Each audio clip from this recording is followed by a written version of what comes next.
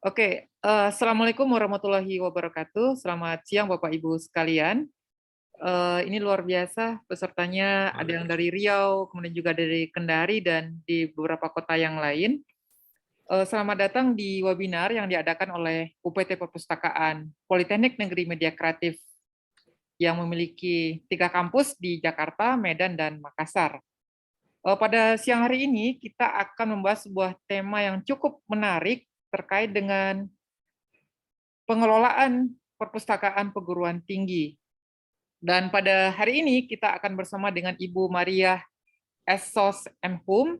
Beliau merupakan Ketua Forum Perpustakaan Perguruan Tinggi Indonesia dan sehari juga menjadi Kepala Perpustakaan Universitas Indonesia Depok. Ini saya sedikit bacakan CV beliau. Bu Maria merupakan alumni dari Magister Ilmu Perpustakaan dan Informasi FIB UI. Kemudian karir beliau sebagai Kepala UPT Perpustakaan UI, Ketua Umum Forum Perpustakaan Perguruan Tinggi Indonesia, dan juga ada beberapa jabatan-jabatan yang lain. Pernah menjadi juri pustakawan berprestasi nasional, juri perpustakaan berinovasi, kemudian juga Ketua Komisi Pengembangan SDM Forum Perpustakaan Perguruan Tinggi Indonesia. Jadi memang track record beliau sangat terkait erat dengan perpustakaan dan beliau juga berstatus sebagai asesor akreditasi perpustakaan. Jadi kita pada siang hari ini mendapatkan kesempatan yang cukup luar biasa bersama Bu Maria yang akan bercerita tentang bagaimana kita harus mengelola sebuah perpustakaan di perguruan tinggi. Ini dikarenakan ketika saya kuliah di UK dulu, kalau di UK itu perpustakaannya 24 jam.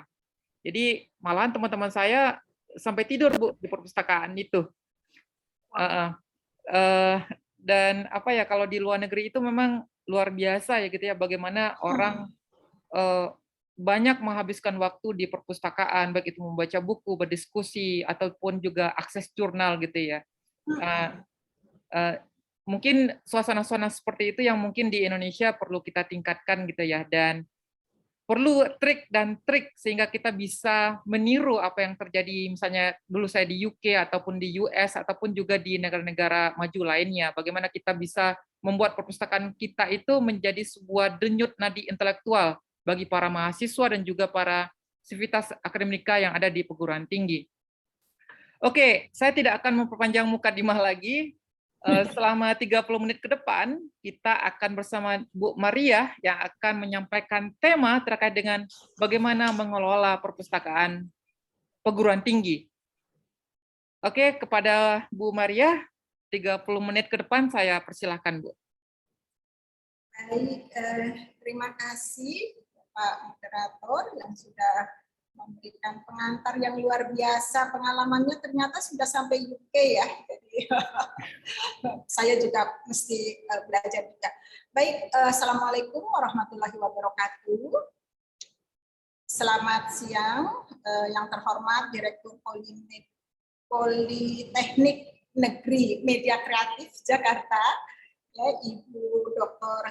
Rose Kartika MM, dan juga Bapak Wakil Direktur Bidang 1, Bapak Dr. Benget Simamora, yang tadi juga ketemu secara luring, kemudian Kepala Perpustakaan Politeknik Negeri Media Kreatif, Ibu Ince, dan jajarannya. Terima kasih sudah mengundang saya atas nama Ketua Umum Perpustakaan Perguruan Tinggi Indonesia dan juga teman-teman memberikan apresiasi yang sebesar-besarnya atas penyelenggaraan kegiatan ini, karena ini adalah salah satu upaya ya dari perpustakaan untuk bisa meningkatkan kualitas layanan kepada sivitas akademika tentunya nantinya. Berharap dengan adanya sharing knowledge ya, saya bukan menggurui tetapi sharing knowledge ya, saya mungkin lebih diberikan kesempatan untuk lebih tahu dulu, jadi saya ingin berbagi di sini bukan untuk menggurui.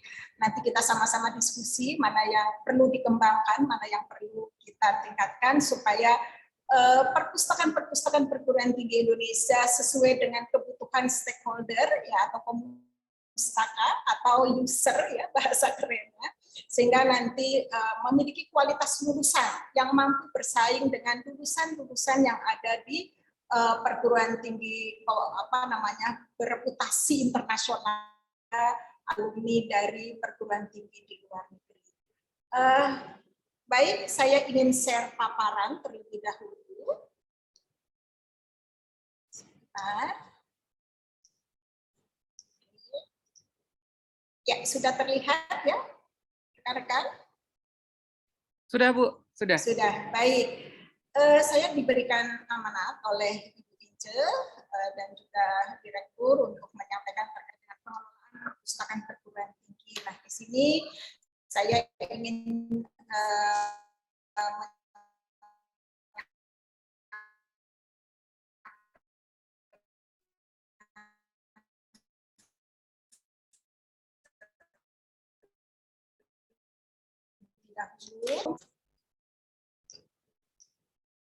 ya, ada 3 agenda yang saya ingin sampaikan di sini, yaitu terkait dengan profil Forum Perpustakaan Perguruan Tinggi Indonesia, di mana ini sebagai wadah perpustakaan, baik itu negeri maupun swasta yang ada di Indonesia. Kemudian pengelolaan perpustakaan perguruan tinggi di masa pandemi dan juga transformasi pengelolaan perpustakaan perguruan tinggi dalam mendukung kebijakan Merdeka Belajar Kampus Merdeka. Ya, teman-teman semuanya, ini adalah latar belakang mengapa FPPT dibentuk. Jadi dulu katanya peran perpustakaan dalam tridharma perguruan tinggi belum optimal, kemudian kesenjangan antara fungsional perpustakaan dan dosen itu gap-nya sangat tinggi, jadi para perpustakaan itu minder ya kalau misalnya ada pemustaka atau ada user pengguna yang ininya statusnya dosen. Kemudian kurangnya kerjasama antar perpustakaan perguruan tinggi. Nah, di sini FPPTI mencoba untuk mengadakan MOU antar anggotanya sehingga saling berbagi. Kemudian juga kesenjangan tingkat pendidikan pengelola perpustakaan perguruan tinggi. Dulu mungkin rata-rata paling D2 atau D3 ya. Nah, sekarang itu sudah ada yang S1, S2, malah bahkan ada pengelola perpustakaan perguruan tinggi yang berpendidikan S3. Kemudian Forum Perpustakaan Perguruan Tinggi Indonesia itu sebetulnya dibidani oleh Perpustakaan Nasional dan berdiri pada tanggal 12 Oktober 2020 di Ciawi Bogor, dan ini adalah ketua FPPTI dari sejak didirikan yaitu tahun 2000. Pertama adalah Insinyur Abdurrahman Saleh, MSI, beliau dari Institut Pertanian Bogor. Kemudian ada Dr. Luki Wijayanti, SIP MSI, beliau menjabat di tahun 2003 sampai 2014, beliau dari Universitas Indonesia. Kemudian ada Bapak Imam Budi Prasetyawan, SSM IPOM, dan saya sendiri Maria. Mohon maaf ini slide-nya dari ini ke Mac jadi agak berubah. Nah, ini adalah jajaran pimpinan dari tahun 2000 sampai dengan 2023, yang terakhir adalah saya sendiri. Kemudian visi dan misi dari FPPT itu apa sih? Visi kami adalah menjadi wadah kerjasama perpustakaan perguruan tinggi yang berkarakter unggul, berintegritas, tentunya terpercaya dan mempunyai reputasi baik di tingkat nasional, regional, dan internasional.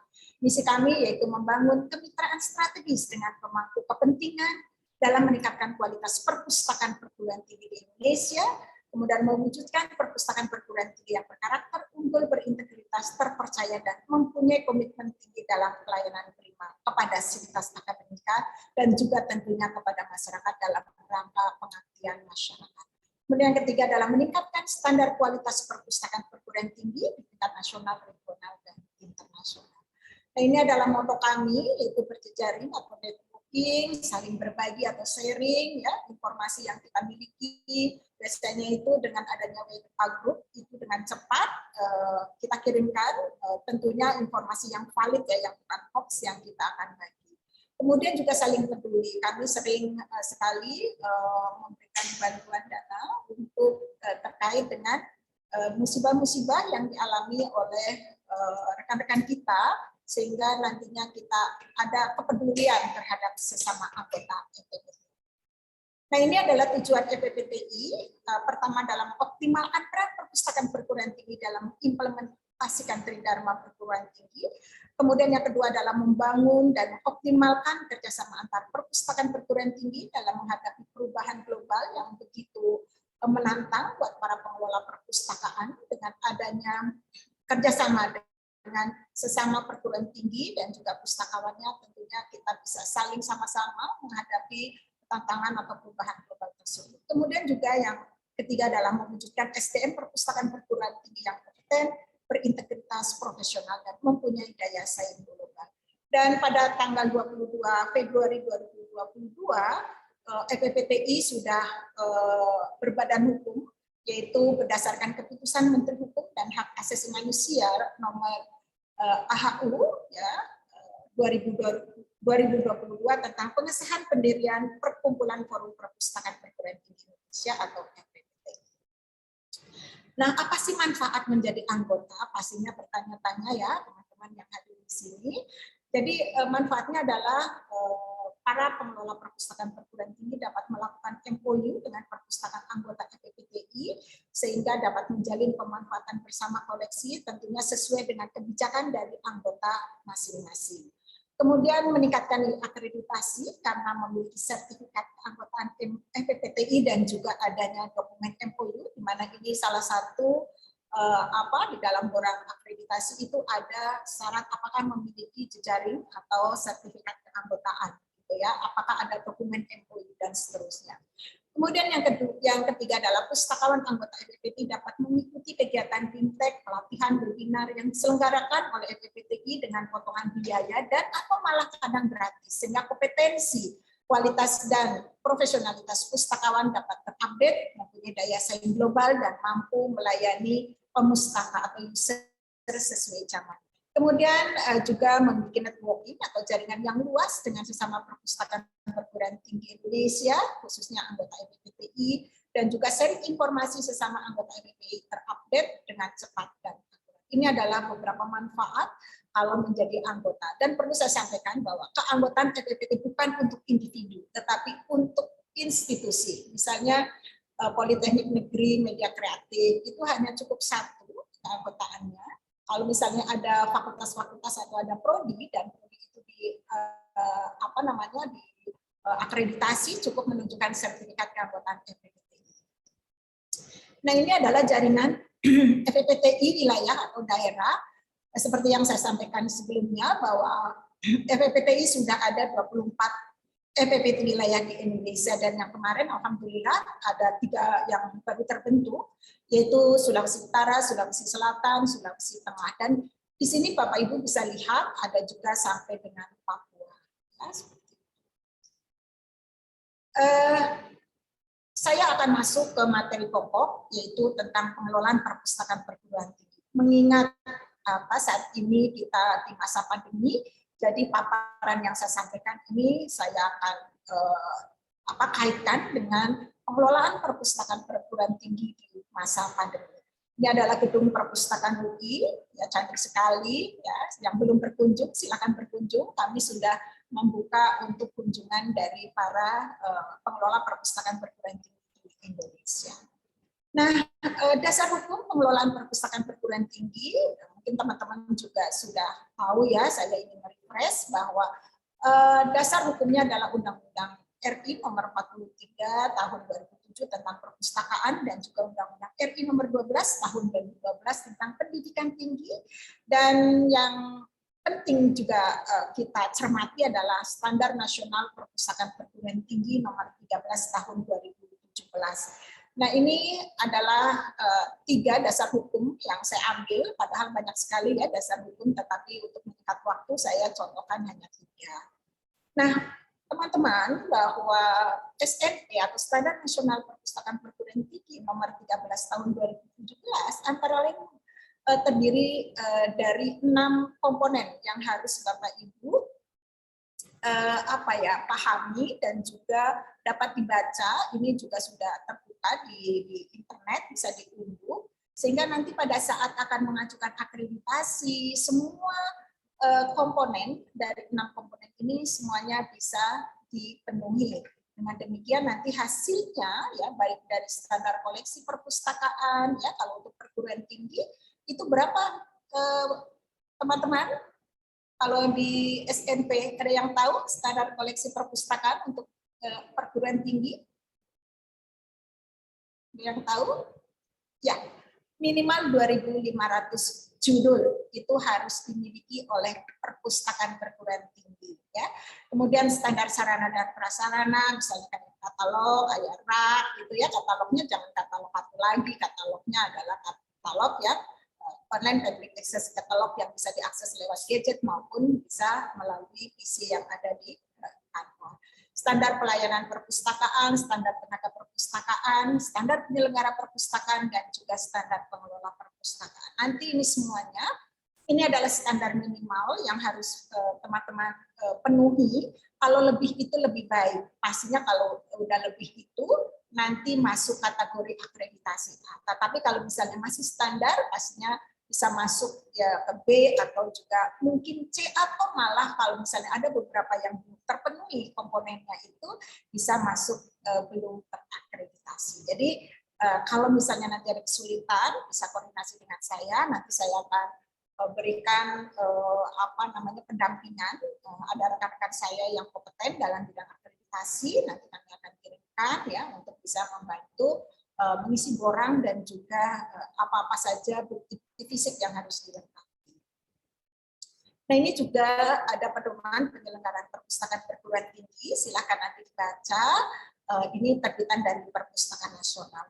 Bagus sekali, jadi ini adalah standar minimal saya sampaikan ya. Jadi yang ada di dalam pedoman ini adalah standar minimal. Jadi kalau misalnya lebih itu adalah lebih bagus ya.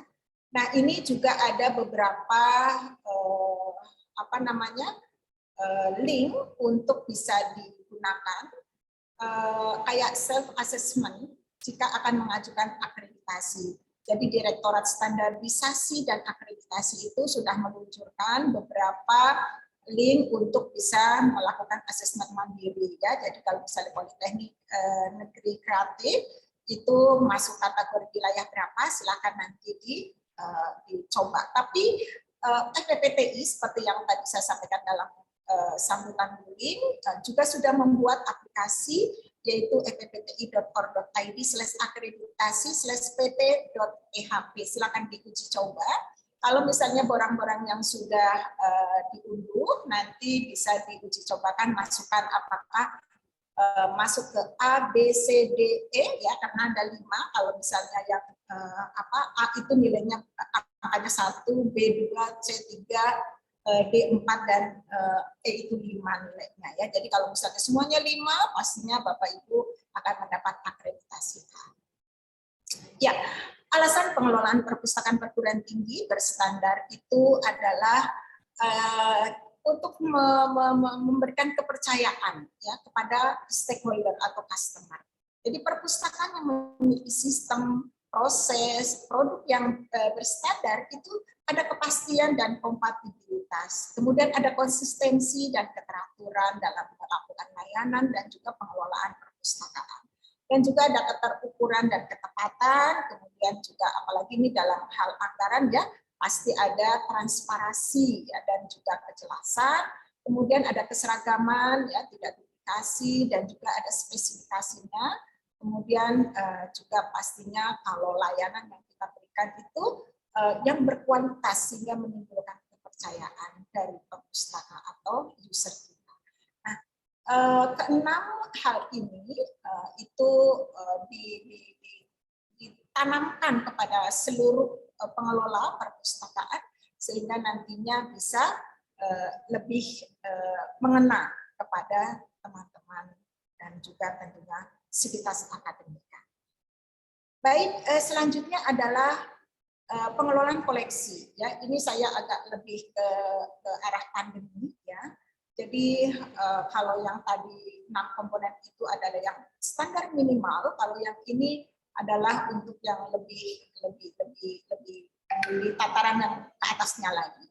Misalnya untuk pengembangan koleksi, teman-teman ini harus sudah mulai melirik koleksi elektronik ya atau e-resources ya. Jadi ini untuk apa? Untuk peningkatan relevansi koleksi dengan kebutuhan terbaru pemustaka. Artinya untuk pemutahiran juga harus dijaga. Jadi kalau misalnya untuk katakanlah kalau di UI kan ada fakultas kedokteran, ada apa namanya, ada fakultas ilmu komputer, itu biasanya koleksi yang dimiliki itu 5 tahun itu udah out of date, jadi udah ketinggalan. Mau nggak mau itu harus yang terbarukan terus, baik itu yang printed maupun tercetak. Biasanya kalau di tempat kami itu lebih banyak ke yang e-resources. Kemudian juga pada saat Bapak Ibu atau teman-teman melakukan pengembangan koleksi harus dilihat penyesuaian dengan perkembangan teknologi informasi dan perilaku informasi para pemustaka yang dilayani. Perilakunya seperti apa saat ini? Kan tidak seperti zamannya saya, senang baca bukunya dengan yang buku tercetak. Tapi kalau anak-anak generasi Z, ya, itu mereka udah senang dengan gadgetnya. Mereka asik dari pagi sampai sore itu mata mereka kuat untuk melihat koleksi elektronik. Kemudian juga ini bagian dari strategi perpustakaan dalam mendukung pencapaian visi dan misi universitas. Jadi pada saat membuat kebijakan pengembangan koleksi, kita harus mengacu juga kepada visi dan misi universitas. Atau misalnya kalau di tempat Bapak Ibu adalah di Politeknik. Jadi dilihat visi misinya apa. Kalau memang visi misinya adalah untuk world class university dan seterusnya atau apa yang lainnya, itu kita harus merujuk ke sana. Dan tentunya yang menjadi pertimbangan pikiran biasanya adalah untuk efisiensi anggaran pengadaan dan pengelolaan koleksi perpustakaan. Ini juga menjadi bahan pertimbangan pada saat Bapak Ibu menyusun usulan pengembangan koleksi yang akan diadakan. Nah, kemudian juga menyediakan koleksi dan akses informasi atau pengetahuan dalam multiformat. Ya kalau zaman tahun berapa ya itu semua format dalam bentuk printed. Tapi sekarang ada e-books, ada e-journal, ada online database, dan semua itu harus bisa diakses oleh pemustaka selama 24 jam atau 24 jam 7 hari. Jadi Bapak Ibu itu harus tetap menjaga agar koleksi perpustakaan tetap mutakhir seperti yang tadi saya sampaikan, dan juga sesuai dengan kebutuhan pemustaka atau user dan dapat diakses ya 24 jam selama 7 hari. Jadi non-stop, walaupun Bapak Ibu perpustakaannya tutup, contoh di tempat saya bekerja, perpustakaan sesuai kebijakan rektor itu memang tutup sampai jam 3, layanan jam 9 sampai jam 3, tetapi akses ke e-resources itu 24 jam.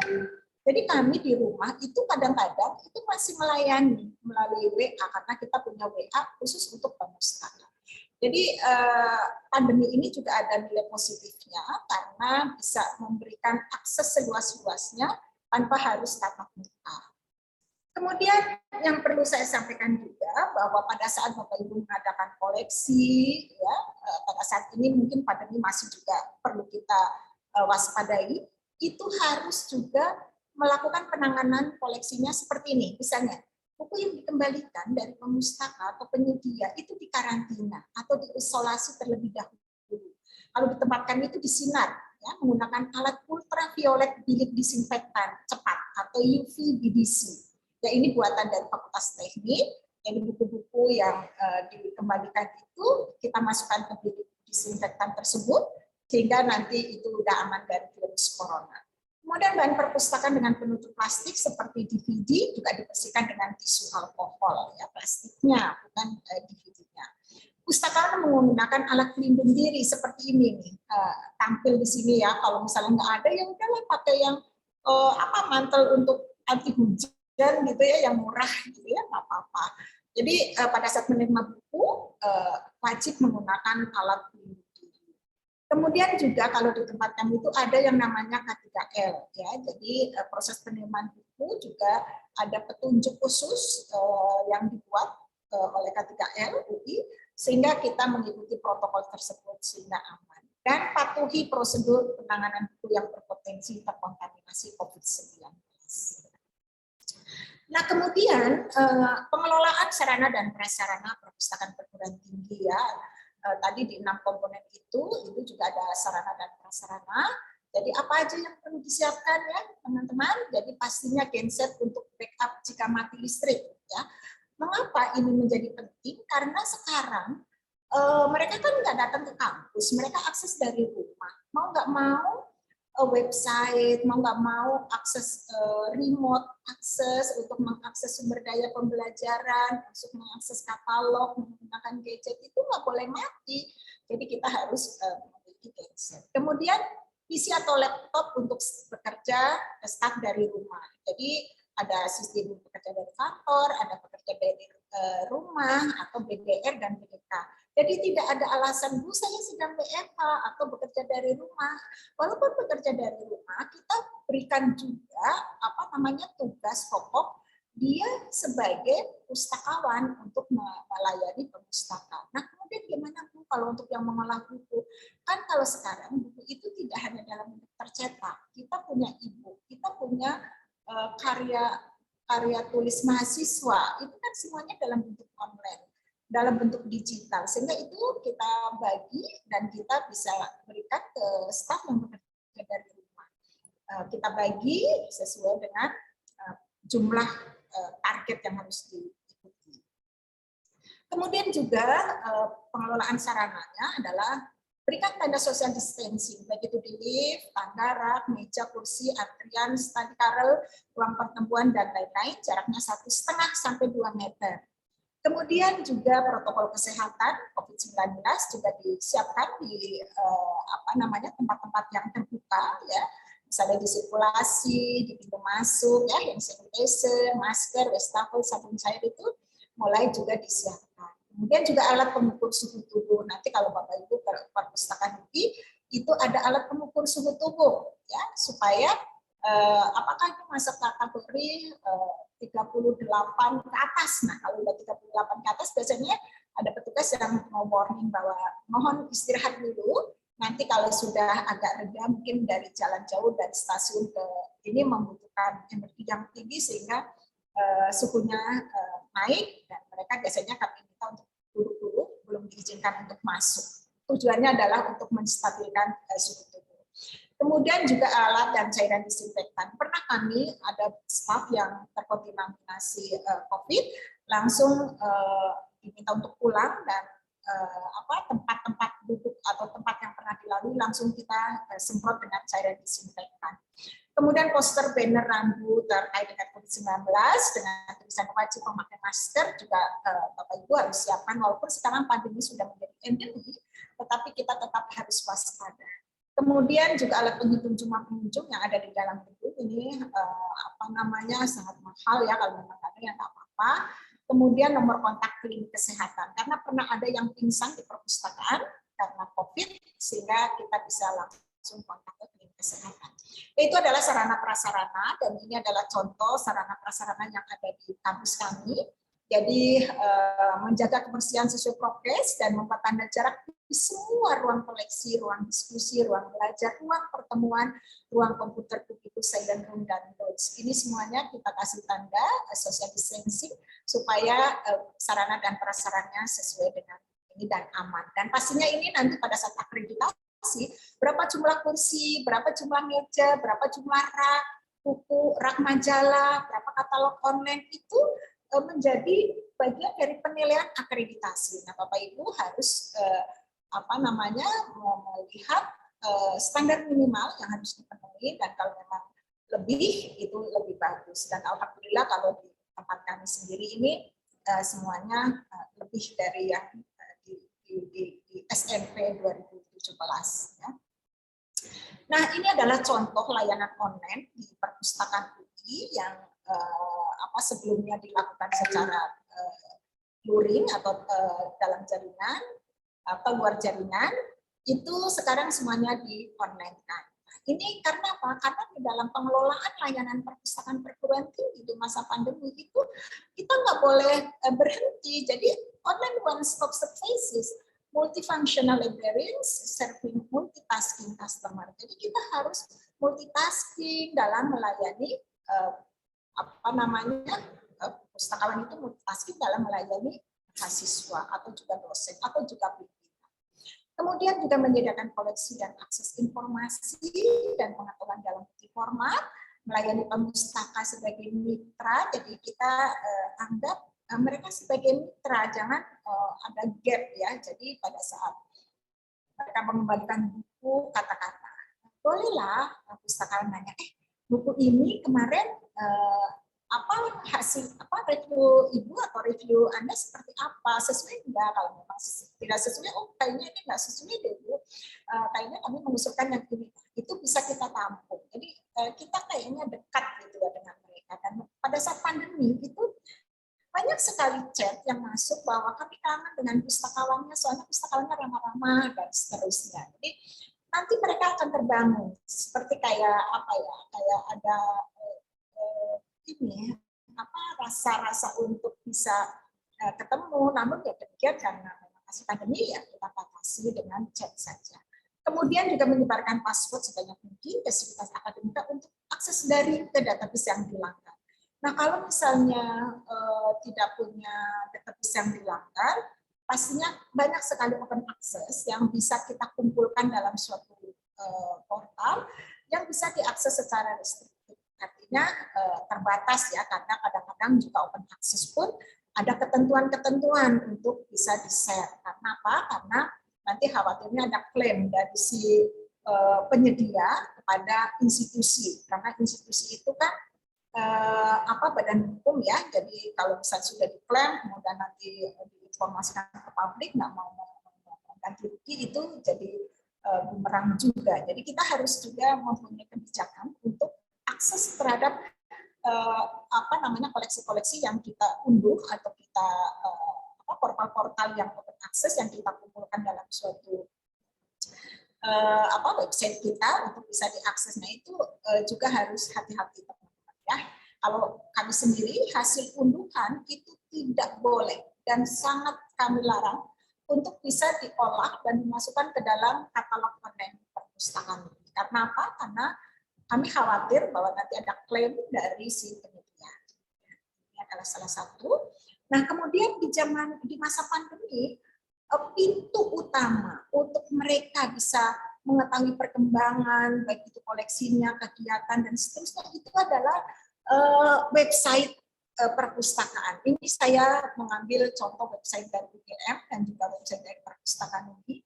Jadi kita coba untuk mengupdate konten-konten yang ada di website, karena itu masuk untuk layanan secara daring, itu adalah website kita. Jadi mau nggak mau teman-teman itu sudah harus merancang atau membuat desain dan konten website dengan yang up to date. Nah, selain itu, ini adalah contoh pengelolaan layanan perpustakaan perguruan tinggi di masa pandemi. Jadi kegiatan-kegiatan literasi informasi yang sebelumnya kita lakukan di kelas-kelas tatap muka, kita buat dalam bentuk literasi informasi online ya. Kita buat seri ya selama setahun, atau misalnya sesuai dengan waktu yang disediakan, kemudian kita sampaikan secara daring ya, menggunakan Zoom atau menggunakan MS Teams atau juga menggunakan Google Meet kepada sivitas akademika. Bagaimana mereka cara mengakses sumber daya informasi yang disediakan oleh perpustakaan. Ini sangat penting, mengingat mereka itu tidak bisa masuk ke perpustakaan, walaupun sekarang misalnya di tempat kami itu dibatasi hanya 150 yang boleh masuk setiap harinya. Nah itu kan yang kami punya mahasiswa 45.000. Bagaimana mereka bisa terlayani dengan datang secara daring. Ya, jadi dengan ini mereka akan terfasilitasi layanan. Kemudian juga perpustakaan, ini adalah salah satu contoh kegiatan yang kami selenggarakan. Jadi supaya kita dekat dengan pemustaka, kemudian juga dalam rangka pengabdian masyarakat. Karena perguruan tinggi itu kan ada tridharma perguruan tinggi, salah satunya adalah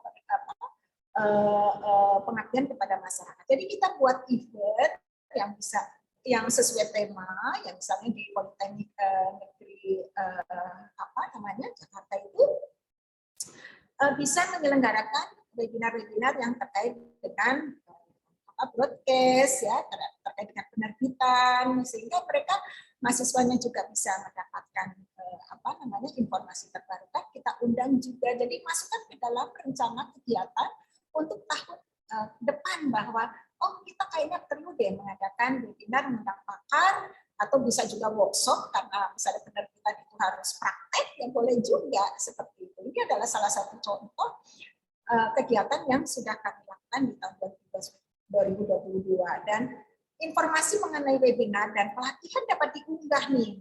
Jadi kalau misalnya di Politeknik Negeri Jakarta itu sudah memiliki Twitter dan Instagram, misalnya ini kalau di perpustakaan UI, ini adalah Instagramnya adalah @ui_library. Semua aktivitas kita, semua press release kita, kemudian juga ada review buku, kemudian ada TikTok, kita semuanya tampilkan di situ. Nah, di samping itu juga, misalnya ini sekarang ada rekaman video kegiatan pelatihan ini bisa juga nanti diunggah di YouTube channelnya Politeknik Media Kreatif ya, sehingga nanti siapapun bisa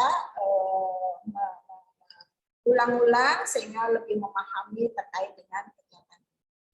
Kemudian juga membuka juga ya prodi yang mengajukan permohonan kelas literasi informasi dapat mengirimkan surat kepada kepala perpustakaan. Nah, kalau di tempat kami biasanya kita punya namanya request.hcid, kemudian di sisi library@hcid. Nah, seperti itu Bapak dan Ibu dan juga rekan-rekan pengelola perpustakaan di Jakarta maupun di Medan maupun di Makassar. Nah, ini kemudian setelah kegiatan apa lagi yang harus kita promosikan? Nah, ini kita olah lagi nih menjadi konten ya. Jadi kalau di Politeknik Media Kreatif pasti ada ahli-ahlinya karena memang mengeluarkan lulusan pembuat konten kreatif ya. Nah, ini kami buat juga nih setelah webinar, kemudian kita buat semacam publikasi yang kita unggah di medsos maupun Twitter dan juga di media sosial. Ini kemarin baru aja diselenggarakan tanggal 13 April 2022. Nah, selain itu, dalam rangka mensosialisasikan layanan perpustakaan, kita juga bisa membuat video-video ya menggunakan Instagram ya. Nah, ini adalah yang kita lakukan, salah satu contoh layanan kontennya. Karena apa? Karena kalau misalnya kita membuka kelas literasi secara tatap muka itu kan tidak mungkin pada saat pandemi. Jadi kita buat video-video ringkas, video-video kecil ya durasinya, sehingga mereka bisa menyetel dan cukup efektif juga. Karena apa? Karena mereka jadi tidak perlu tanya-tanya lagi ke pustakawan, walaupun kita juga setiap harinya mendapat chat dari WA itu sampai ratusan ya, dan itu hanya satu pustakawan yang menghandle tentang penghumasan. Jadi kalau misalnya teman-teman mau lihat videonya seperti apa sih, silakan kunjungi Instagram kami di @library, follow kami supaya bisa melihat perkembangan atau update informasi yang kami selenggarakan. Karena layanan webinar baik itu nasional maupun internasional kami selenggarakan secara gratis dan itu terbuka untuk umum. Ya. Misi kami adalah berbagi sehingga semuanya menjadi ahli. Nah, teman-teman, seperti dalam SNP (Standar Nasional Perpustakaan Perguruan Tinggi), sebelum kita merekrut suatu staf atau pegawai, kita harus membuat peta jabatan dulu.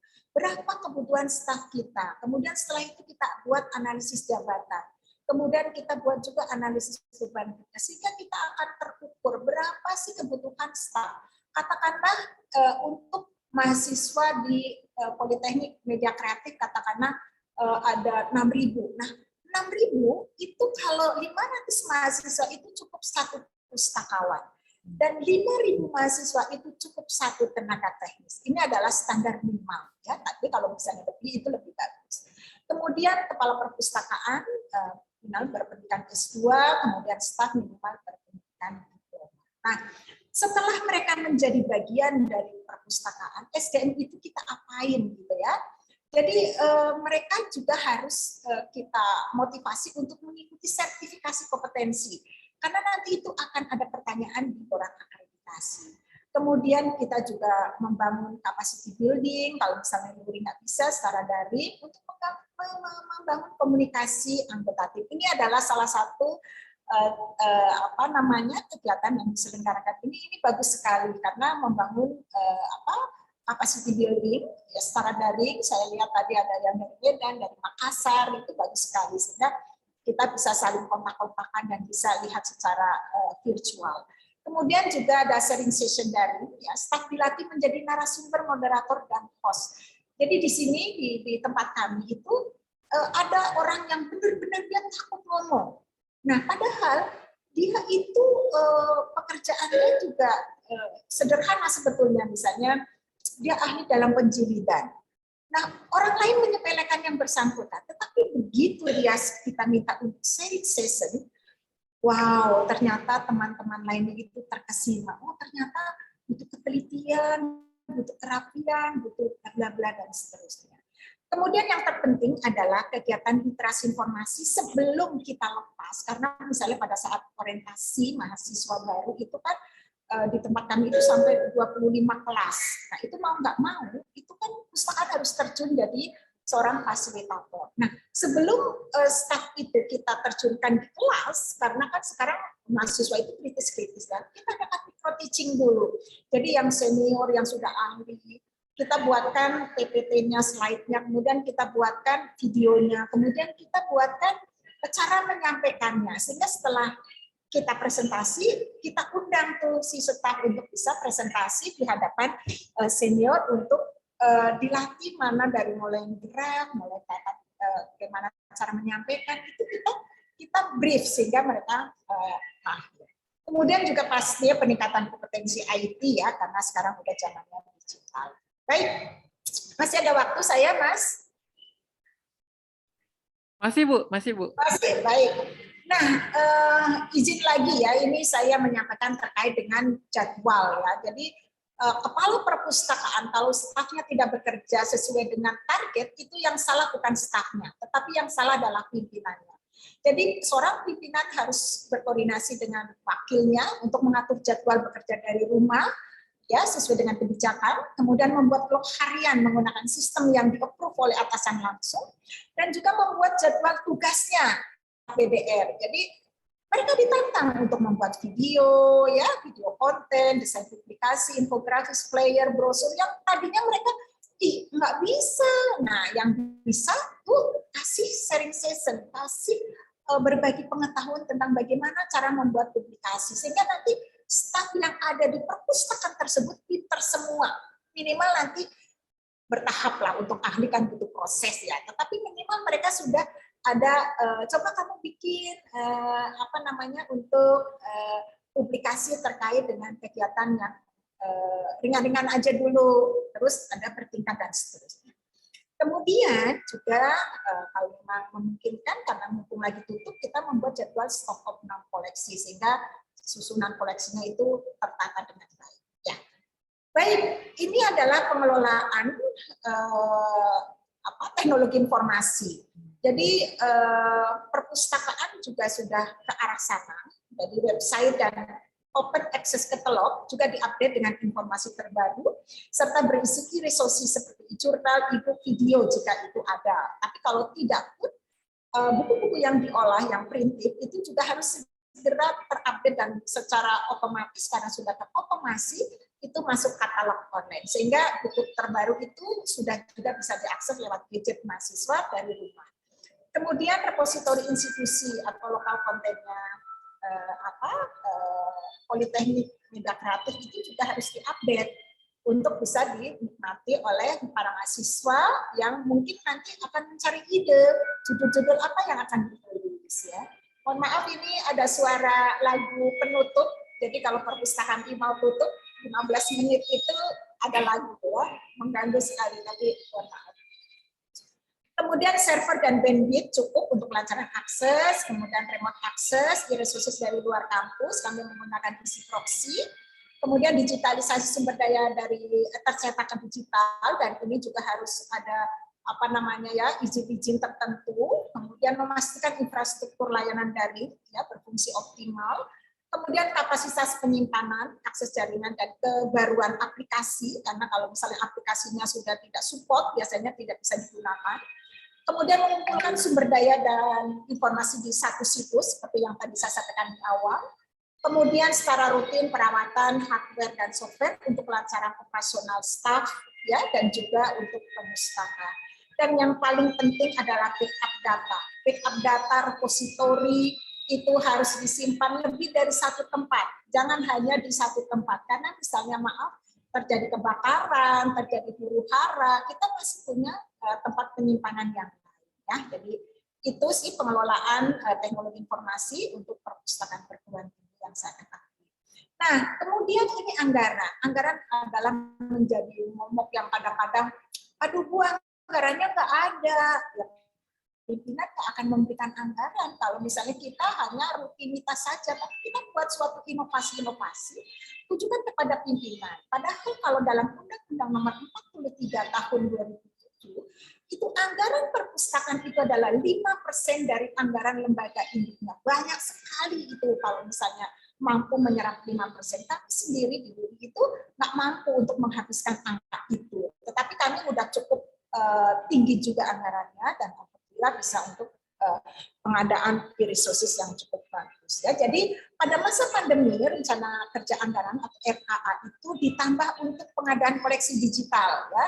Misalnya Ibu kalau ada ditulis mahal ya ibunya, kemudian kegiatan workshop ya atau webinar secara daring itu diprogramkan, kemudian peremajaan laptop atau PC untuk kerja staf dari rumah, bukan gaya-gaya, tapi memang ini sekarang sudah kebutuhan.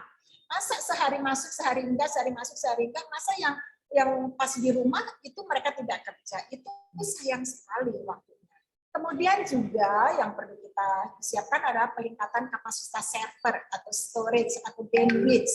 Kemudian juga usulkan untuk langganan Zoom, kalau memang perpustakaan tidak bisa, usulkan ke bagian TI-nya. Kemudian juga ada jasa pengiriman online kalau memungkinkan anggarannya tersedia.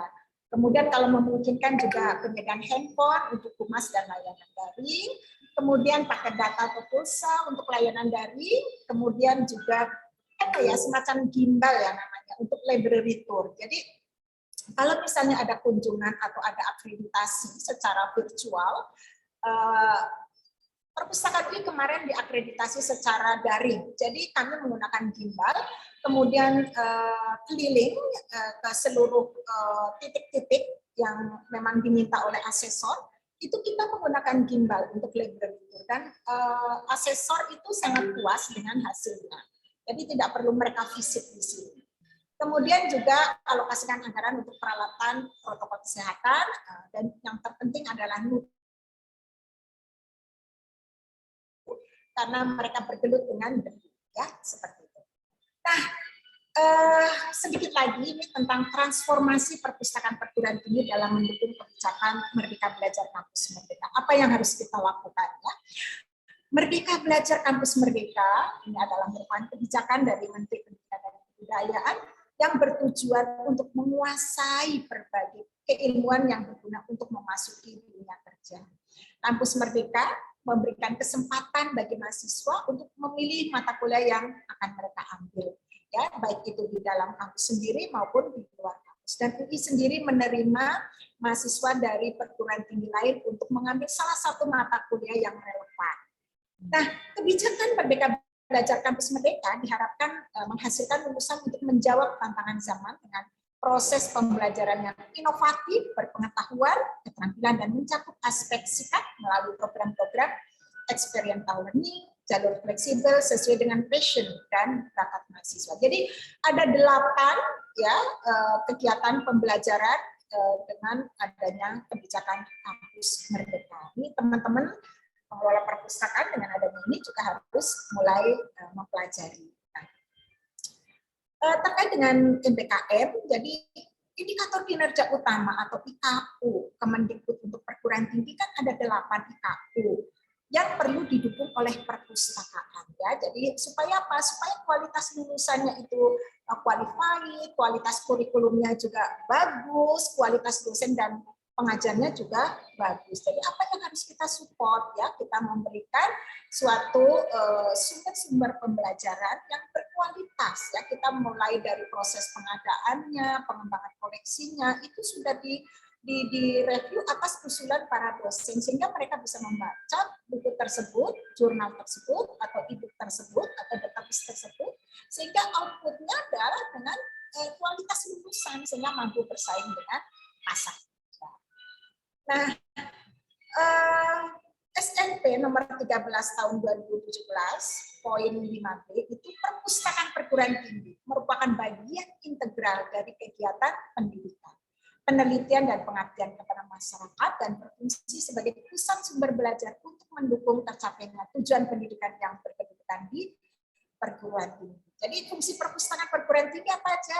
Tentunya untuk edukasi ya, pembelajaran, kemudian juga fungsi informasi, juga fungsi riset, dan juga ada yang rekreasi, publikasi, dan juga deposit untuk karya, tugas akhir, dan juga interpretasi. Ya. Nah, bagaimana transformasi pengelolaan perpustakaan perguruan tinggi? Di abad 18, perpustakaan itu hanya berkutat pada organisasi koleksi.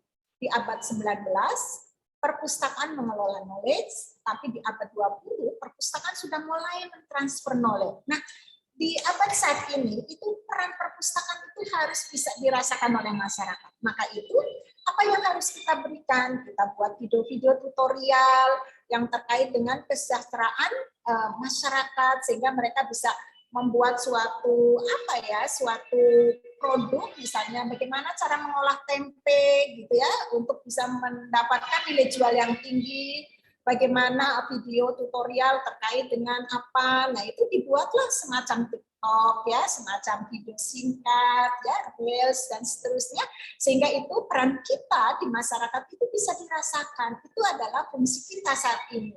Ya, kalau misalnya di abad 18, 19, walaupun masih kita lakukan, tetapi yang utama adalah yang bisa langsung dirasakan oleh masyarakat. Kalau masyarakatnya mahasiswa, pastinya juga berbeda lagi ya. Dan kalau misalnya masyarakat umum, itu yang tadi saya sampaikan. Kemudian transformasi perpustakaan dalam berbagai bidang. Ini saya mengutip dari Pak Menteri Brojonegoro di tahun 2020, jadi terkait dengan koleksi. Jadi sekarang itu disarankan untuk koleksi cetak dikurangi, diganti dengan koleksi elektronik, baik itu e-books dan e-resources.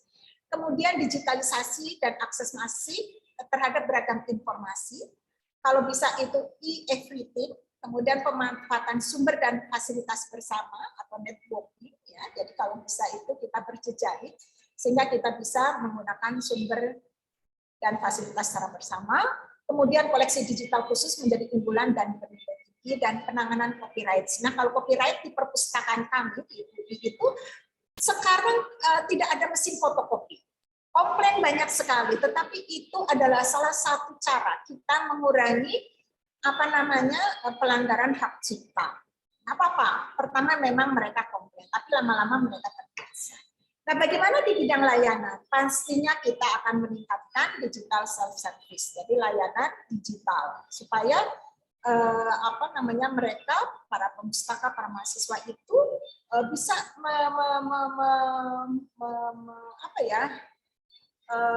mendapatkan layanan-layanan secara mandiri. Ya. Kemudian juga embedded librarianship, artinya itu berpartisipasi aktif dalam proses riset dan inovasi yang dilakukan oleh baik itu mahasiswa maupun oleh dosen. Kemudian open content dan sumber belajar terbuka untuk mendukung pembelajaran daring, kemudian juga penyediaan dukungan untuk riset daring, pemeliharaan dan aktivitas laman situs yang tadi saya sampaikan. Jadi situs atau website kita itu diupdate kontennya karena sebagai pintu utama virtual. Kemudian juga pemanfaatan AI untuk personalisasi layanan. Nah, kemudian gimana dengan ruangan yang kita miliki saat ini?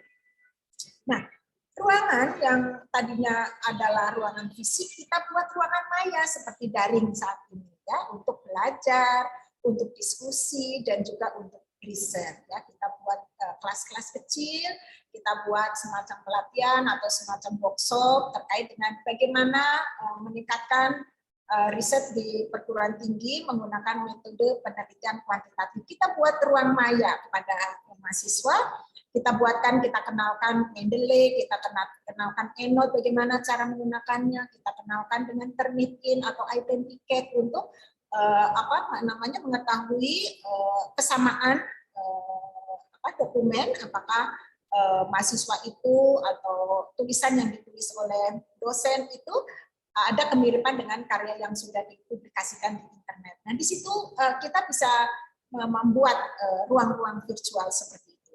Kemudian menerapkan social distancing, ya seperti yang tadi saya sampaikan, gawe dan teknologi mandiri itu untuk menghindari penularan COVID. Jadi sekarang katalog online atau mesin-mesin atau mesin peminjaman mandiri, katalog online isinya itu sementara saya kasih tanda silang, tidak bisa digunakan. Jadi harus menggunakan gawe masing-masing. Ruang internet yang berisi kurang lebih 180-an komputer itu sementara saya kasih tanda silang berjarak. Jadi misalnya katakanlah 180 yang bisa dipakai hanya separuhnya karena sudah kami kasih tanda silang. Itu pun kita masih sarankan bawa laptop sendiri, ya. Kemudian operasional, ya operasional kita mengutamakan kesehatan dan keamanan pustakawan seperti yang tadi kita berikan nutrisi, kita kasih susu, kasih vitamin, ya seminggu sekali kita berikan susu untuk bisa diminum oleh pustakawan. Terus belajar dan meningkatkan keterampilan menggunakan berbagai software, gawe, dan untuk berpartisipasi dalam riset dan inovasi. Kemudian juga doing more with less atau menganut prinsip perpustakaan digital dan juga membuka akses yang merata. Karena apa? Kalau misalnya dengan adanya e-book, pastinya kan bisa dipakai secara bersama. Kecuali kalau buku printed. Jadi kalau sudah dipinjam oleh salah satu mahasiswa, itu mahasiswa lain nggak bisa. Jadi kita arahnya langsung ke e-books. Nah, kalau perlu saya sampaikan di sini bahwa di tempat kami sekarang koleksi e-book atau koleksi elektroniknya sudah 70%. Jadi yang printednya 30%. Baik, itu saja yang bisa saya sampaikan. Kurang lebihnya mohon maaf dan semoga apa yang saya sampaikan bisa menjadi tambahan wawasan buat rekan-rekan di Politeknik Media Kreatif Jakarta sehingga nanti kita bisa maju bersama dan saya siap menerima WA atau email. Nah ini WA saya 08128522 568. Ini kok jadi berantakan ya. Emailnya muri.maria@gmail.com. Nanti paparan saya akan share ke Bu Ince. Mudah-mudahan bisa di-share ke seluruh peserta sehingga lebih mudah dipahami ya. Karena waktunya terbatas, saya kembalikan kepada moderator. Terima kasih atas perhatiannya. Mohon maaf kurang lebihnya. Wassalamualaikum warahmatullahi wabarakatuh. Waalaikumsalam warahmatullahi wabarakatuh. Terima kasih Bu Maria, ini luar biasa sekali. Jadi kalau bisa kita analogikan, perpustakaan itu merupakan jantung dalam sebuah perguruan tinggi. Jadi kalau misalnya jantungnya itu sakit, maka kita bisa melihat perguruan tinggi itu akan menjadi sakit gitu. Oke, Bapak Ibu sekalian, ini kita pesertanya luar biasa, tidak hanya dari Polimedia saja, tapi juga dari berbagai kampus di seluruh Indonesia. Saya lihat nih Bu, banyak sekali Bu. Ini juga menjadi bahan juga buat teman-teman, kalau misalnya belum bergabung universitasnya dengan FPPTI, ini bisa langsung bertanya ke ketuanya, ke ketumnya sekalian. Kemudian kalau misalnya ingin bertanya terkait dengan tips and trick bagaimana membuat sebuah perpustakaan itu menjadi atraktif gitu ya, bisa juga langsung ditanyakan pada kesempatan kali ini. Kalau nggak salah tadi ada peserta yang sudah raise hand, ada Bu Zubaidah kalau nggak salah. Langsung saja Bu, kalau ada pertanyaan saya persilahkan, ataupun bagi bapak-bapak dan ibu-ibu yang ingin bertanya, langsung saja dihidupkan mic-nya dan langsung memperkenalkan diri, namanya siapa, kemudian dari kampus mana, dan langsung ke pertanyaan. Silakan Bapak Ibu, kalau ingin bertanya saya persilahkan.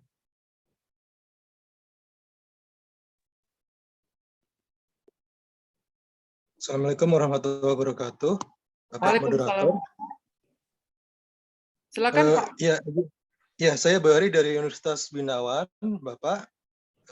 Saya mau nanya ke Ibu Maria terkait apa pengalaman pengelolaan repositori institusi Ibu. Kalau di UI, apakah masih mengkonservasi? Saya pikir UI itu ininya lebih kuat ya karena gedungnya mewah gitu, jadi konservasinya kuat. Tapi bagi kami yang universitas yang tidak memiliki space ruang yang besar, bagaimana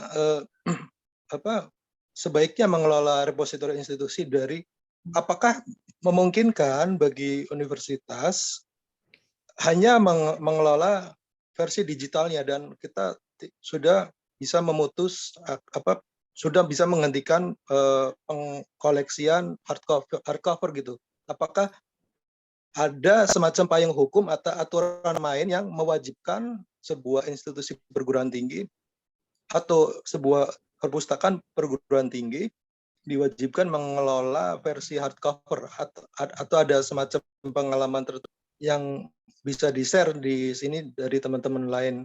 Begitu mungkin Bapak. Terima kasih. Assalamualaikum warahmatullahi wabarakatuh. Terima kasih Pak Kemari. Langsung saja Bu Maria, langsung saja. Pak Jamhari ya tadi ya. Jambari, betul Ibu. Ya, baik. Kembali. Ya, terima kasih. Bagus sekali pertanyaannya. Ya, jadi ini juga bisa untuk para peserta yang lainnya. Jadi walaupun UTAS Indonesia gedungnya itu 30.000 meter persegi, tetapi itu tidak difungsikan hanya untuk koleksi tercetak. Dan perlu diketahui bahwa repositori institusinya perpustakaan UI itu yang dulu kita kan menerima dalam bentuk printed untuk tugas akhir, baik itu skripsi, tesis, disertasi, laporan penelitian, kemudian karya-karya mahasiswa D3 itu kita koleksi dalam bentuk printed. Tetapi lama-kelamaan itu kok ya space-nya habis gitu ya, sama dengan yang tadi Pak Kambari sampaikan. Jadi payung hukum yang kami pakai itu adalah kebijakan rektor bahwa koleksi yang sudah kami alih mediakan dari yang tadinya printed ya retrospektif yang dulu itu sudah terlanjur diserahkan dalam bentuk printed, itu kita digitalisasikan. Kemudian kita pastikan bahwa koleksi tersebut sudah kami simpan dan kita unggah ke dalam repositori kami lontar.edukasi.id. Nah, itu untuk yang tercetaknya itu sekarang itu sudah kita musnahkan, tetapi musnahkannya itu ini ya bertahap ya. Jadi yang tahunnya udah lama gitu ya kita coba untuk tidak dikoleksi lagi, tetapi dipastikan bahwa koleksi itu sudah ada format digitalnya ya, supaya supaya ke depan kita tidak kehilangan bahwa itu adalah hasil karya sivitas akademik kami. Kemudian sekarang kami mempunyai kebijakan bahwa karya sivitas akademika itu yang di tempat kami itu tidak dalam bentuk tercetak di ininya. Jadi mereka sekarang sudah langsung mengunggah secara mandiri, baik itu full text ya maupun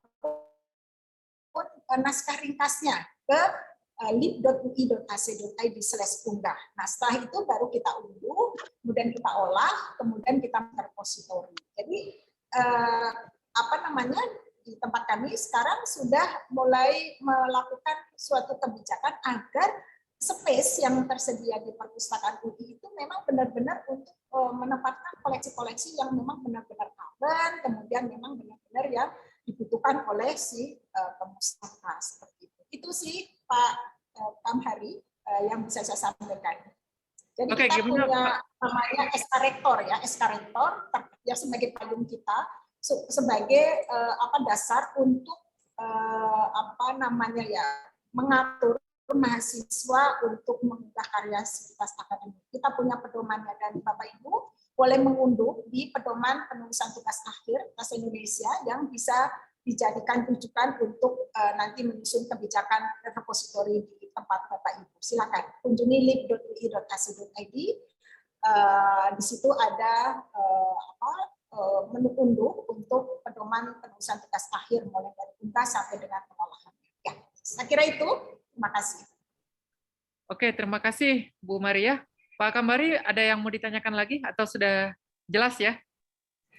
Ya, saya pikir jelas. Tapi apakah ada nggak sih semacam aturan yang kita terabas kalau misalnya memang hardcover itu kita 100% nggak kita ini lagi gitu, nggak kita kelola lagi. Adakah semacam misalnya peraturan Menteri Pendidikan yang mewajibkan institusi perguruan tinggi? Kalau tidak, memang berarti tadi UI memang sudah cukup dengan SK Rektor gitu ya. Demikian Mas.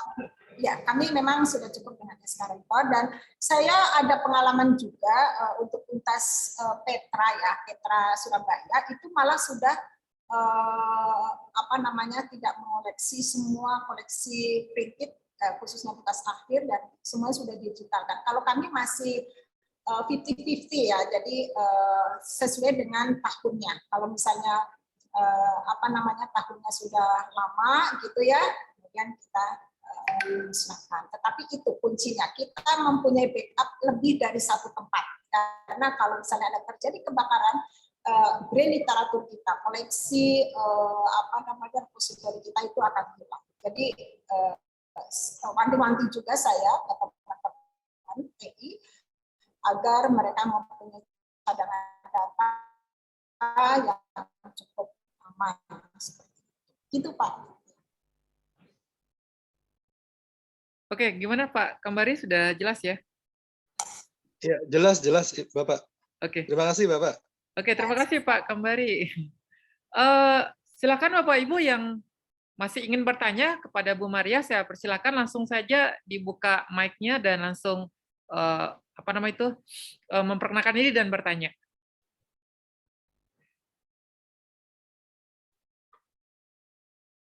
Silakan Bapak Ibu.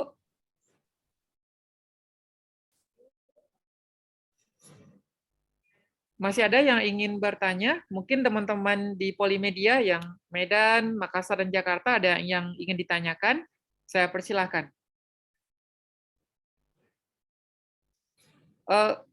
Mungkin sambil menunggu ya Bu, saya ingin bertanya Bu, terkait dengan bagaimana mahasiswa mensubmit tugas akhirnya gitu kalau di UI. Itu apakah mereka mengunggah secara secara mandiri atau memang dibantu Bu proses itunya? Pengunggahan dokumennya itu, mau skripsi, mau tesis ataupun disertasi gitu.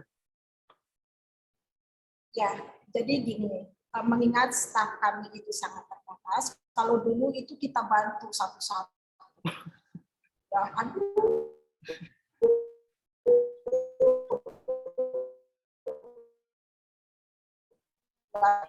biasa menjadikan draft pedoman atau petunjuk teknis bagaimana cara unggah dokumen melalui lib.ui.ac.id/unggah. Jadi mereka mulai dari mengisi judul, nama, kemudian NPM, kemudian abstrak, kemudian full text-nya atau naskah ringkasnya itu secara mandiri. Setelah itu, pustakawan hanya mereview apakah sesuai dengan petunjuk teknis penulisan tugas akhir. Kalau memang yang diunggah, yang ditulis, ya diisi oleh mahasiswa, di situ ada form elektronik yang harus mereka isi, itu sudah sesuai, maka pustakawan hanya meng-approve bahwa karyanya sudah diterima. Setelah itu mereka akan secara mandiri mencetak tanda terima penyerahan tugas akhir. Ya, jadi kita sudah nggak ngetik-ngetik lagi judulnya. Nah, setelah mereka mengunggah, kemudian kami secara periodik itu akan mendownload semua karya yang diunggah, itu setahun 2 kali, itu untuk diolah. Dan enaknya kita sudah nggak mengetik lagi judul, kita hanya mengecek apakah antara dokumen yang disubmit dengan apa yang diketikkan oleh mahasiswa di field atau row terkait dengan judul itu sudah sesuai atau belum. Ya, jadi mereka sudah mandiri, tidak dibantu oleh pustakawan. Justru pustakawan tugasnya hanya mereview saja kesesuaiannya. Kalau misalnya tidak sesuai, kita kembalikan. Mereka akan bolak-balik. Belum sesuai, kita kasih catatan bahwa Anda belum sesuai di row ini, di baris ini, di misalnya katakanlah Bu, tanda tangan dari pembimbingnya mereka crop. Nah, itu kita nggak terima. Harus ada yang benar-benar tanda tangan basah yang di-scan. Kadang-kadang kan kita bisa langsung deteksi itu. Kan dalam bentuk PDF ya, udah langsung kelihatan itu ada kotak. Itu udah kita salah satu yang kita akan kembalikan ke mahasiswa. Jadi intinya adalah sistem yang dibangun oleh kami itu mampu untuk mengakomodir sivitas akademika baik S1, S2, S3 untuk mengubah secara mandiri gitu. Dan kita berikan pelatihannya, sosialisasi kepada mereka supaya mereka bisa mampu mandiri untuk untuk mengubah karyanya di situs tersebut. Gitu, Pak. Terima kasih. Oke, silakan Bapak Ibu kalau misalnya ada pertanyaan lagi, kalau malu buka mic-nya bisa di kolom chat, kita persilahkan gitu. Ya sambil menunggu kalau ada pertanyaan, saya masih ada 2 pertanyaan lagi nih Bu. Pertama terkait dengan itu Bu, proses transisi di keilmuan kita gitu ya, di mana orientasi itu lebih kepada jurnal sekarang. Jadi buku pun juga mulai disingkirkan gitu ya dalam tanda kutip gitu ya Bu. Apalagi poin jurnal lebih tinggi gitu. Jadi kalau untuk di UI sendiri Bu, anggaran untuk jurnal itu berapa persen sih Bu sebenarnya dari proses pengadaannya itu gitu. Itu yang pertama. Yang kedua adalah terkait dengan proporsi antara pengadaan koleksi printed dengan yang digital itu proporsinya di UI sekarang seberapa jauh Bu itunya, komposisinya? Oke, baik. Nanti saya nggak enak ya disangkanya pamer nggak nih kalau nyebut anggaran nih. Oke ya. Baik, berapa persen ya anggaran yang dialokasikan oleh Kasih Indonesia untuk pengadaan e-resources ya. E-resources itu database yang berisi jurnal-jurnal ilmiah ya, berjuta-juta jurnal ilmiah, artikelnya itu udah berpuluh-puluh juta ya.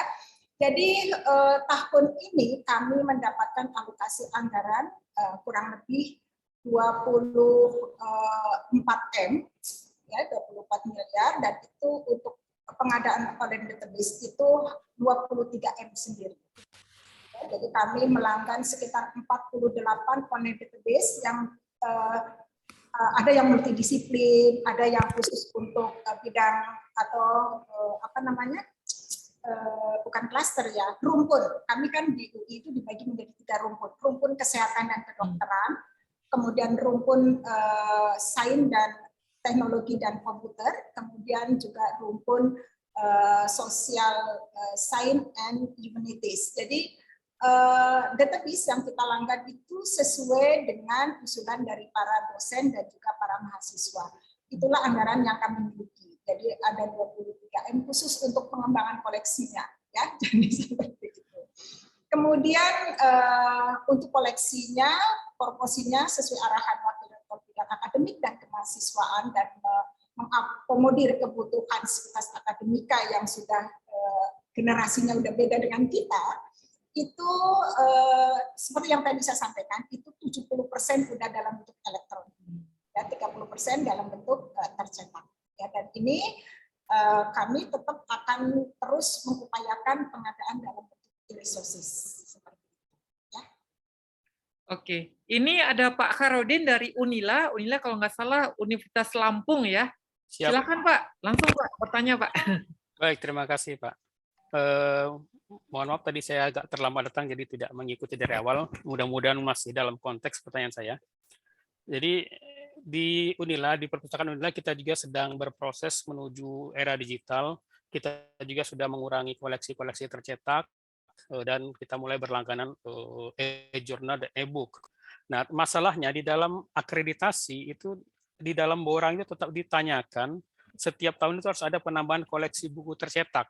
Bagaimana menyikapinya nih Bu? Sementara di sisi lain kita mau pindah ke digital, kok yang lama masih ditanyain gitu, masih ditanyakan koleksi tercetaknya. Mohon pencerahan.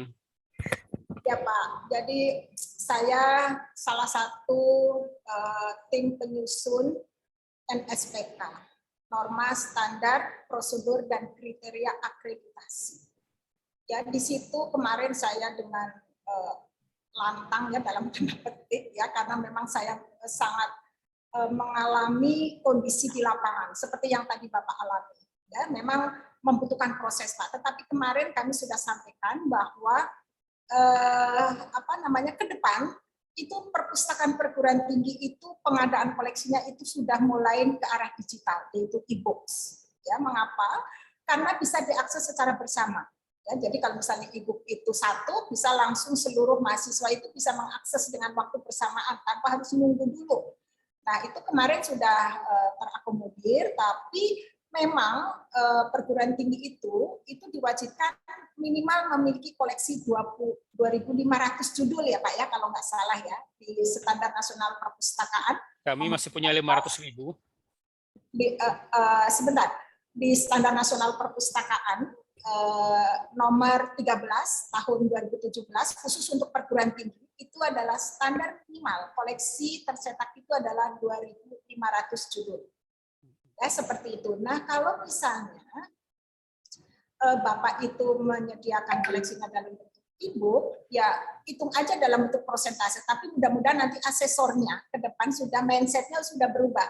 Karena asesor-asesornya juga sekarang udah mulai regenerasi Pak. Dan di NSPK, norma standar prosedur kriteria akreditasi yang saat ini saya juga sedang menggodok itu kami sudah mulai memasukkan bahwa ke depan mudah-mudahan ini bisa langsung diketok palu ya, insya Allah bulan Mei ya sudah diketok palu, itu menjadi suatu perubahan yang bisa dirasakan oleh para pengelola perpustakaan yang saat ini masih diminta untuk penambahan koleksi sebanyak 3% koleksi tercetaknya, seperti itu ya. Jadi di SMP kalau tidak salah itu 3% dari total koleksi yang dimiliki itu ada penambahan di setiap tahun ya, koleksi tercetak tersebut ya Pak Khairuddin, seperti itu.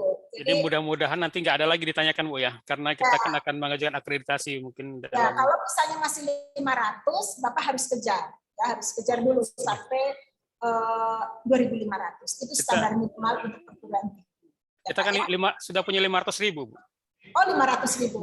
Oh, udah aman, Pak. Udah aman. 500.000 udah aman. Jadi itu adalah standar minimal, Pak. Jadi 2.500 itu standar minimal. Berarti tidak harus ada penambahan per tahun kalau gitu. Kan kita mau nambahnya digital saja, nggak mau lagi nambah yang tercetak maksud saya. Nah, itu udah masuk kategori ini kok, Pak. Udah masuk kategori yang kan A, B, C, D, E. Nilainya 1, 2, 3, 4, 5 gitu ya. Jadi udah masuk kategori yang ini. Baik. Satu lagi Bu, boleh. Ya, masih dalam kaitan digital, waktu akreditasi kan tetap dimintakan katalog yang printed itu, padahal kita kan sudah pakai katalog digital, tidak pakai OPEC. Nah, terus bagaimana? Apakah kedepannya juga bisa dihapuskan borang yang seperti itu? Aduh, ini juga hal yang kemarin saya kritisi juga, ya. Jadi gini, waktu itu saya ketemu langsung dengan direkturnya, saya sampaikan bahwa memang kita harus selalu menyimpan katalog tercetak. Dan kami sendiri di UI pada saat kemarin diakreditasi, kami sudah tidak menyimpan lagi katalog online. Katalog tercetak. Jadi kita masuk kategori yang nilainya 4, karena kita tidak punya yang katalog tercetak. Nah, zaman sekarang masih ada katalog tercetak sih Pak, untuk apa gitu. Akhirnya saya siasati dengan membuat semacam daftar bibliografi atau daftar judul yang bisa untuk mengantisipasi jika mahasiswa itu misalnya mati lampu dan sebagainya. Dan itu ternyata bisa diakomodir. Tetapi ini juga menjadi bagian catatan saya kepada tim penyusun NSPK akreditasi agar ke depan menjadi bahan pertimbangan. Karena apa? Karena katalog tercetak itu untuk yang perguruan tinggi, katakanlah yang untuk yang di wilayah tertentu ya, yang memang akses untuk internetnya tidak begitu bagus, itu mungkin oke lah. Tapi kalau untuk perguruan tinggi yang sudah di Jakarta, di Surabaya, di Jawa Timur dan seterusnya itu sepertinya itu sudah tidak relevan lagi, karena sudah ada yang namanya OPEC ya, Online Access Catalog, yang bisa diakses dari mana aja, kapan aja, menggunakan gadget, dan juga dihapus kalau memang yang bersangkutan sudah terhapus. Jadi itu juga menjadi bagian dari usulan kami agar menjadi bahan pertimbangan bahwa katalog tercetak itu sudah tidak relevan lagi dan bukan zamannya lagi. Jadi sama dengan yang tadi Pak, terkait dengan koleksi printed itu tetap harus ada. Ya memang sih kita tetap harus ada pengembangan ke sana, khususnya untuk buku-buku yang ini ya, kalau untuk di tempat kami itu yang psikologi ya, itu memang harus ada yang tercetak-tercetaknya. Tapi persentasenya itu mungkin jadi tidak sesuai dengan SNP, misalnya 3% dari total koleksi. Kalau misalnya 500.000 koleksi, harus berapa? Coba 3%-nya itu berapa? Banyak, betul. Ya, jadi mohon nanti juga disampaikan saja bahwa Bapak perkuat aja di di unsur yang lain sehingga itu tertutupi gitu ya Pak ya. Dan alhamdulillah kemarin kami sendiri sudah tidak punya katalog online, kemudian koleksi printednya juga sedikit, dan pengadaannya memang kami setiap tahunnya itu dari total koleksi kami 1.500.000 itu per tahun itu 800 judul, itu juga belum mencapai target gitu ya. Tapi kami sampaikan bahwa kami arahnya memang ke sana. Kalau Bapak nggak percaya, kami lebih kaya dari Perpusnas dalam tanda petik. Untuk koleksi elektroniknya. Oke, Bapak Ibu sekalian, saya buka lagi satu penanya. Saya persilahkan. Apakah masih ada yang ingin bertanya kepada Bu Maria? Oke, masih ada? Kalau tidak ada, karena ini sudah mau jam 3:30 juga gitu ya, mungkin Bapak-Bapak Ibu juga bersiap untuk ngabuburit atau mempersiapkan takjil buat keluarga mungkin gitu ya. Saya Anggun Gunawan dari UPT Perpustakaan Politeknik Negeri Media Kreatif yang punya 3 kampus di Jakarta, Medan, dan Makassar, mengucapkan terima kasih kepada Ibu Maria, Esos M.Hum, selaku Kepala Perpustakaan UI, dan juga sekarang menjabat sebagai Ketua Umum Forum Perpustakaan Perguruan Tinggi Indonesia. Dan juga kami haturkan terima kasih kepada Bapak Ibu yang sudah bergabung dalam webinar ini. Sengaja kita open, Bu, sehingga informasi yang sangat berharga ini bisa juga diterima oleh kawan-kawan kita di seluruh Indonesia, terutama para pengelola perpustakaan di perguruan tinggi. Demikian saja dari saya.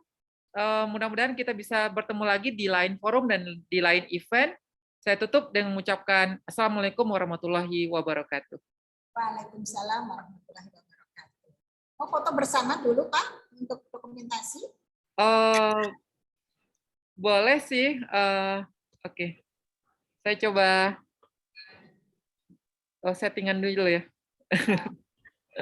Atau saya bantu? Boleh Bu, saya set galeri gitu ya. Iya. Oke, boleh Bu. Slide pertama dulu. Oke, sudah Bu. Jadi Ibu atau saya nih? Apa aja. Bentar. Biasanya dia pakai Kalau gitu saya aja Pak, saya aja Pak. Iya. Saya bantu ya. Bapak Ibu siap, open video, open kamera. Oke, 1, 2, 3. Nah, bunyi kan? Lagi. Oke. Slide kedua ya. Slide kedua, dibuka videonya. 1, 2. Yuk, Bapak Ibu, salam literasi, senyum. Oke, baik, nanti saya kirim ke Bu Ince. Terima kasih Bapak Ibu sudah bergabung. Saya kembalikan lagi ke Pak Anggun. Oke, Pak Anggun.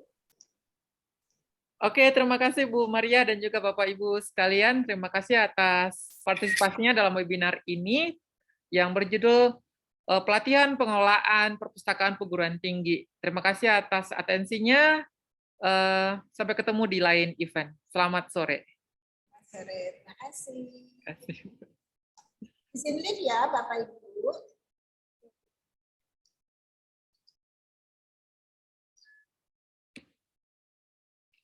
Biar